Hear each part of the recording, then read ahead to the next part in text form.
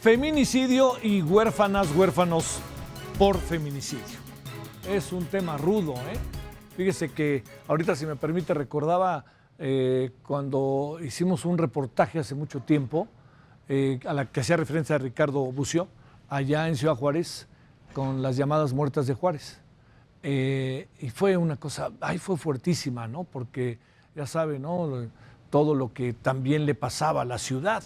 La ciudad entró en una dinámica terrible. Salió y luego regresó otra vez a esta dinámica, Ciudad Juárez, que está ahorita en un momento particularmente otra vez difícil. Pero le cuento esto porque parecía como una pesadilla. Y entonces, cuando llegamos a hacer el reportaje, 3 o 4 personas, esa misma noche que llegamos, habían sido encontradas 3 o 4 mujeres en terrenos baldíos, así, sin la más mínimo criterio, sin lo más mínimo sentido humano de las cosas, ¿no? Y bueno, pues muchas cosas pasaron, ¿eh? Pero yo creo que lo que cambiaron las cosas en un momento dado en Ciudad Juárez, ¿sabe qué fue? La sociedad, ¿eh? A mí no me digan de gobierno, si no me digan que Calderón, no. Ahí fue la sociedad, el sector privado, las universidades, la sociedad civil y uno que otro partido político, pero ni el presidente municipal ni el gobernador. No es cierto eso, no es cierto. Ahora sí que, como luego dicen, lo vi y lo pude confirmar en las muchas veces que tuve la oportunidad de ir a Ciudad Juárez. Bueno, ahí con los feminicidios, allí iniciamos una historia nefasta. Bueno, la Red Nacional de Refugios informa que la violencia intrafamiliar continúa incrementando en medio de la emergencia sanitaria.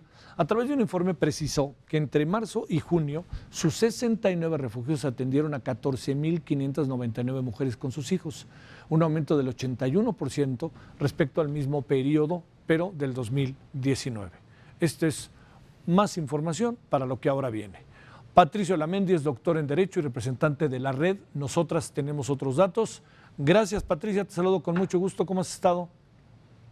Muy bien, Javier, con un placer, como siempre, de saludarte. Gracias, en verdad, Patricia. Y también con nosotros María Salguero, creadora del Mapa Nacional de los Feminicidios en México, que hace poco platicamos con ella. Querida María, ¿cómo te va? Muy buenas noches. Hola, buenas noches. Un placer estar con ambos. Gracias, en verdad, María. Gracias, Patricia. Déjame plantearte inicialmente, Patricia, así como en breves datos, referencias, ¿cómo encuentras el tema del feminicidio en nuestro país? ¿Le estamos dando la justa dimensión? ¿Lo estamos atendiendo como se debe? Y para pasar en un segundo momento, si les parece, para que nos den inicialmente un punto de vista las dos, y pasar en un segundo momento a qué pasa con las hijas, hijos, las mujeres que son asesinadas. Empezamos, Patricia. Bueno, yo creo que en México los gobiernos, tanto federal como estatales y municipales, no están tomando en cuenta un nuevo fenómeno delictivo que son los feminicidios. Aunque en México siempre ha habido asesinatos de mujeres, estos, hay que decirlo, siempre fueron considerados como delitos de crimen pasionales, en donde el marido tenía, entre comillas, el derecho de asesinar a su mujer. Desde el 2011 empezamos a legislar y, como tú sabes, Ciudad Juárez tiene más de 20 años que estamos con una problemática brutal de desapariciones y muertes violentas de mujeres. Y a pesar de tener más de 20 años, los gobiernos no han hecho la tarea. Han sido las organizaciones de mujeres las que hemos modificado los códigos del país, hemos creado protocolos, hemos tenido una nueva visión, hemos propuesto mecanismos de prevención. Y hoy en día nos encontramos, y quiero decirlo abiertamente, quizá con el principal o uno de los principales países del mundo con más alto índice de violencia contra las mujeres, feminicidio y desaparición de mujeres. No, el gobierno no le ha dado una justa dimensión. Hay que decirlo, los feminicidios pueden prevenirse, pero lamentablemente nuestros gobiernos minimizan la violencia contra las mujeres. En el mundo, 3 de cada 10 mujeres sufren violencia. En México, 7 de cada 10. Iniciamos este sexenio con 9 feminicidios, estamos alrededor de 11. Y con los datos que nos están dando las organizaciones de mujeres en los estados y expertas como María, nos estamos dando cuenta que muchos feminicidios no están siendo registrados, son clasificados de otra manera, sobre todo aquellos que ocurren en el contexto o por el crimen organizado. Entonces, estamos en realidad viviendo una pandemia, yo diría una película de terror en la cual llevamos más de 20 años sin que los gobiernos tomen en cuenta una problemática tan grave como la violencia. He dicho muchas veces que el feminicidio se anuncia cuando una mujer acude a un tribunal, acude a una policía, acude a un hospital pidiendo ayuda y siguen nuestras autoridades sin atender y sobre todo sin prevenir. Y lo más grave es la impunidad. 96% de impunidad es una cosa verdaderamente aterradora. La impunidad alimenta al delincuente, al feminicida, y estamos en un panorama muy gris y sin tener hasta hoy en día un programa nacional contra la violencia hacia las mujeres. De ese tamaño es la problemática en México. Uy. Oye, y luego quitó vuelo el coronavirus porque aquella marcha del 8 de marzo y luego el día siguiente había generado, ¿no?, una movilización profundamente interesante y una verdadera movilización. Pero supongo que eso no se le ha quitado el vuelo, ¿no, Patricia? No, nosotras como organizaciones, a pesar del confinamiento, las mujeres seguimos trabajando, pero hay que decirlo, Javier, abiertamente, este gobierno que lleva 2 años ha sido quizá el más ausente, el que menos ha trabajado por la prevención y atención a las mujeres en situación de violencia y, por supuesto, donde hemos tenido respuestas muy negativas. Las feministas no somos de ultraderecha, no somos conservadoras, no estamos a favor de un asunto político, simplemente luchamos por nuestra vida. Se dice muy sencillo, pero realmente en México las mujeres estamos luchando por nuestra vida. Mujeres desaparecidas, vienen los informes de México y seguimos sin tener datos claros hasta este momento en un país que somos una de las 15 economías del mundo y no podemos tener cifras reales, creíbles y posibles. Te pongo un ejemplo.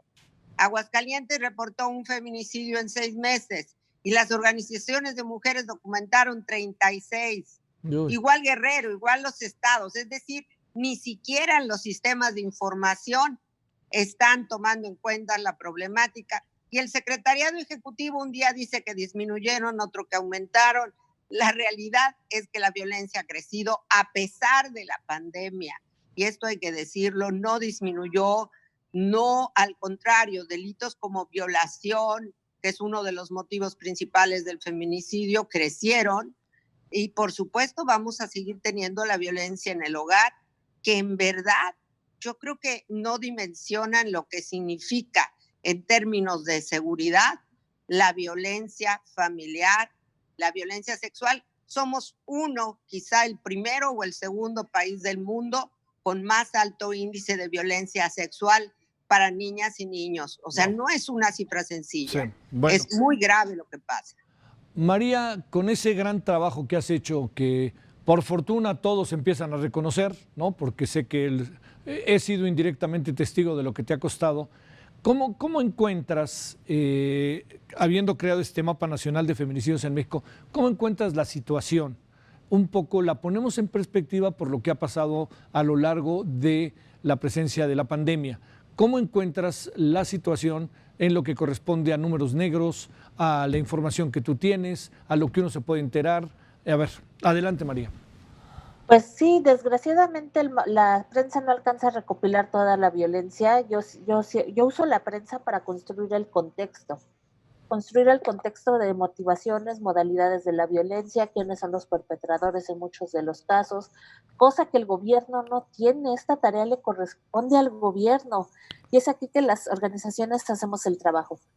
Tan solo durante de marzo a abril asesinaron a 405 mujeres por prensa, pero resulta que en el secretariado hay 1,618 mujeres asesinadas en los primeros 5 meses del año. Nos está hablando de una gravedad del problema que desgraciadamente no podemos mencionar la cifra real porque resulta, es como Pati decía, hay feminicidios que los mandan a las carpetas de homicidios dolosos, los mandan a homicidio calificado o secuestro que terminó en un homicidio, tratan la forma de ocultar las verdaderas cifras de feminicidio en México.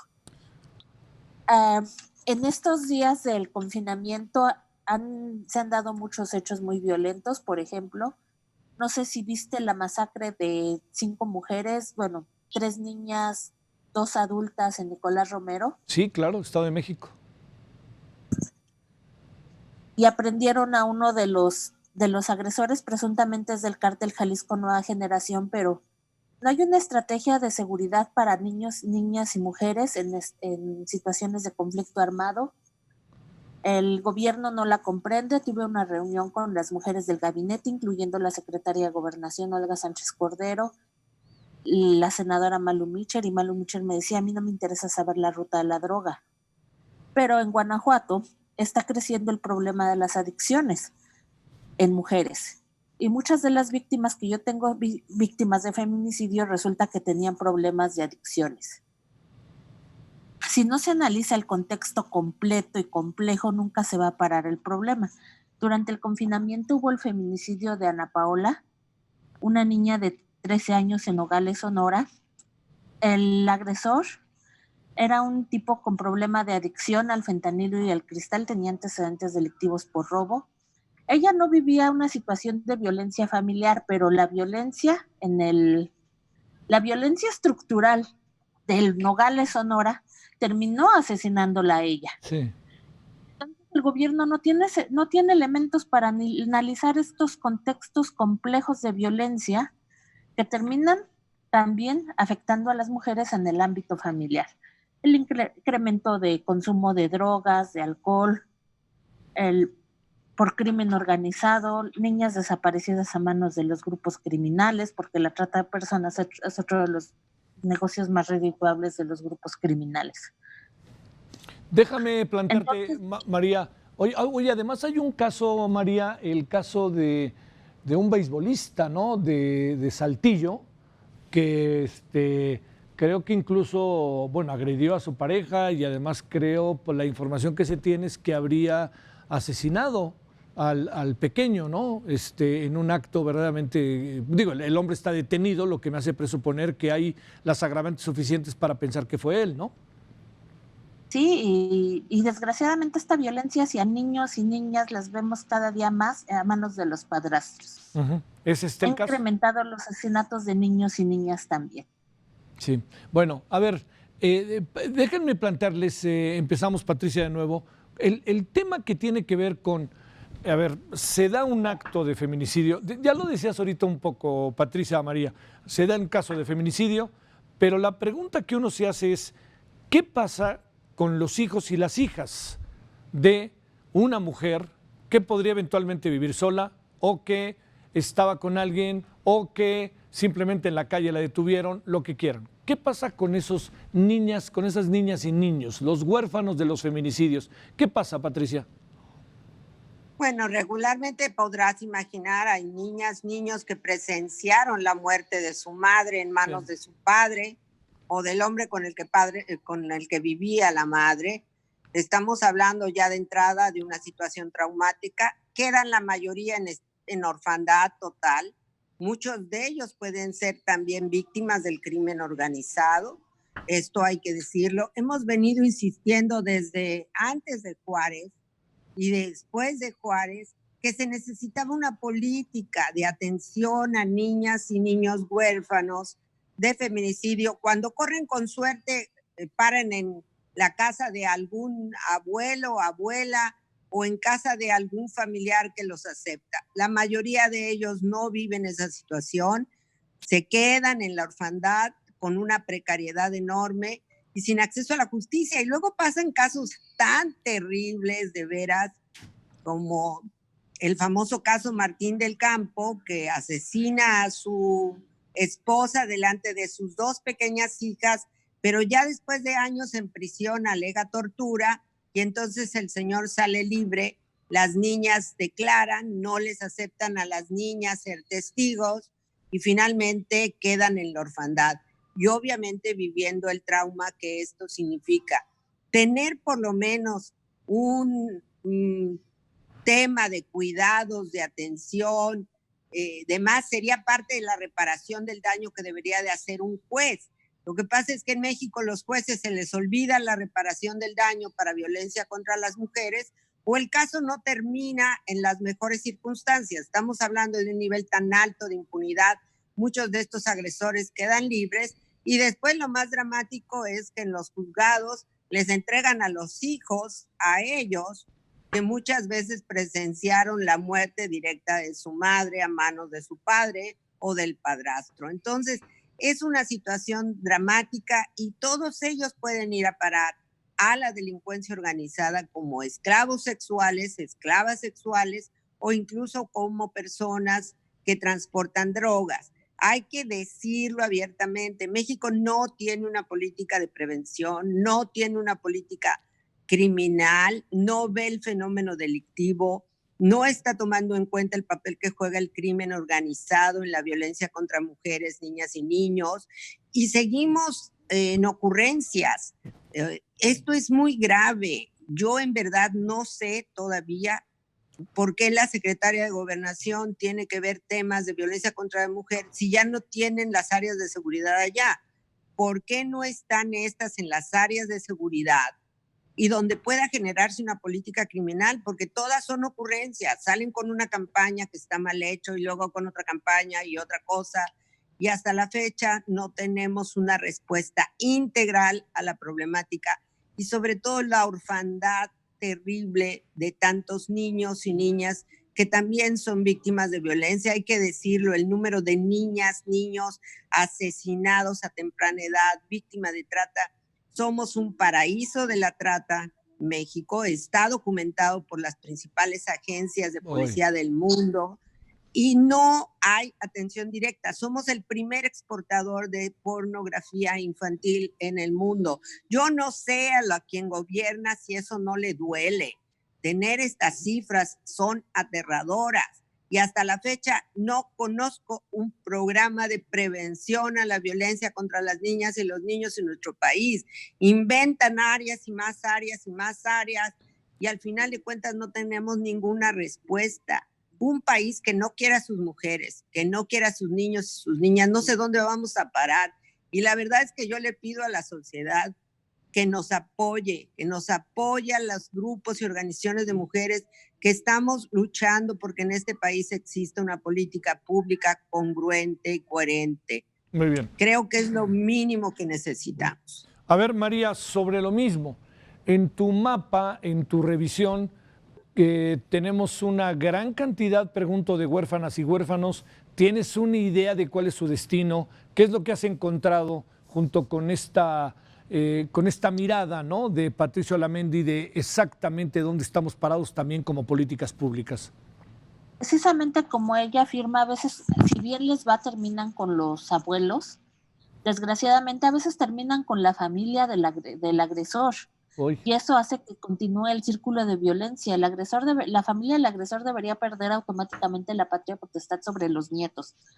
A veces cuando se quedan con la familia materna resulta que ya son personas más grandes y ya no tienen la misma energía para educar a los nietos, para trabajar por los nietos y mantenerlos y viven en situaciones de precariedad. Los niños desgraciadamente no son atendidos, no hay un programa efectivo para atender a los huérfanos por feminicidio. Jalisco intentó hacer algo, pero no sé realmente si esté funcionando el problema.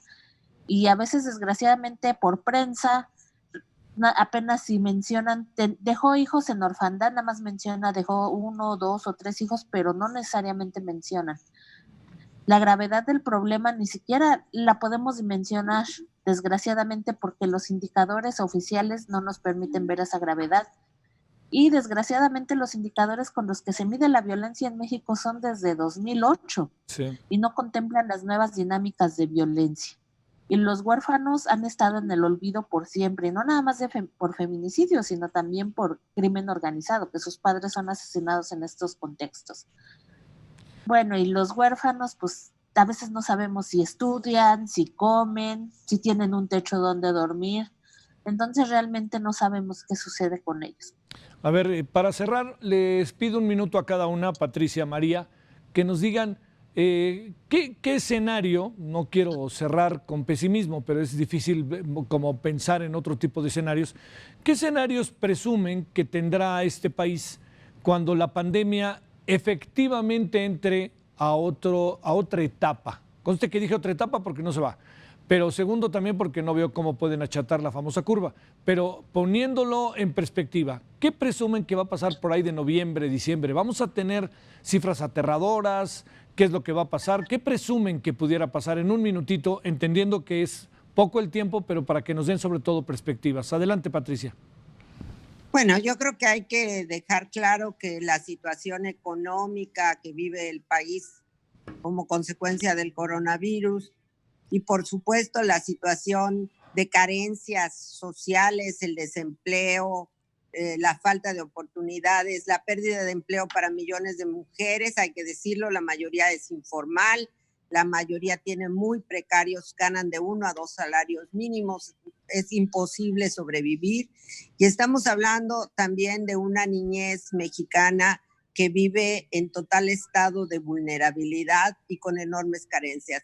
Y no vemos hasta hoy un programa coherente o por lo menos de alivio para los próximos meses. Por lo tanto, yo veo un escenario muy complejo para México, por supuesto en lo económico, social y un aumento mayor de vulnerabilidad para mujeres, niñas y niños. Adelante, María.